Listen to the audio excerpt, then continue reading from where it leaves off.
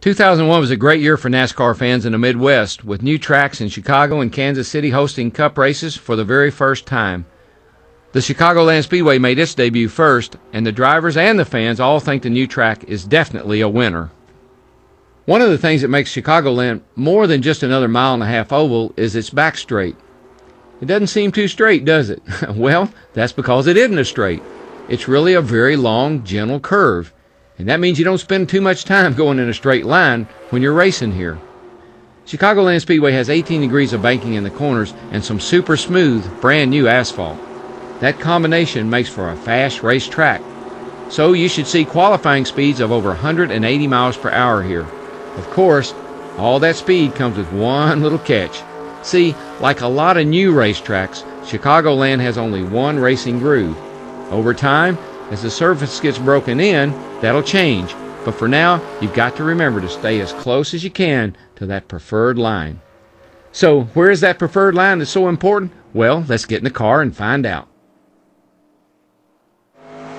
As we cross the start-finish line, you want to be right down near the apron and running just over 180 miles an hour.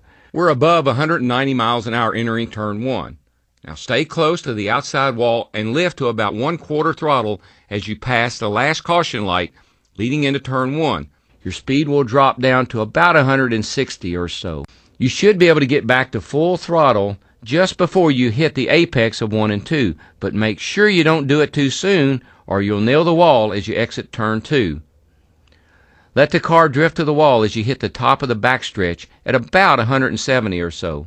Be careful as you go down the backstretch because it's curved. Give yourself a little bit of extra room on the outside as you work up to about 185 miles an hour. The entry to turn 3 is challenging. It's easy to lose the rear end here, so listen up. As the groove darkens, lift until you're at around 1/4 throttle. Start your turn into the corner and smoothly work down to the bottom of the apron. As you're bringing the car down, gradually roll back into the throttle. As you go through turn 4, get back up to full throttle and let the car drift to the wall.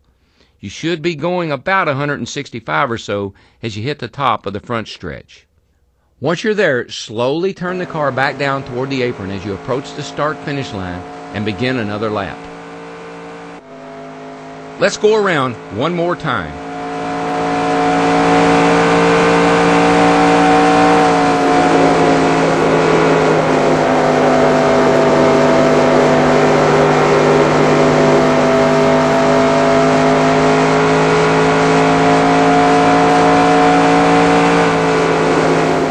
You'll want to shoot for lap times right in the 30-second range when you've got good tires.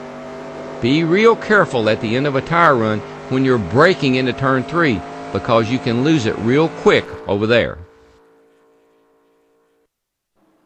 That's Chicagoland Speedway. Remember now, don't stray too far from that line we just showed you, because if you drift high in the corners, you'll have to back way out of the throttle to keep it off the wall, and that can cost you a few positions.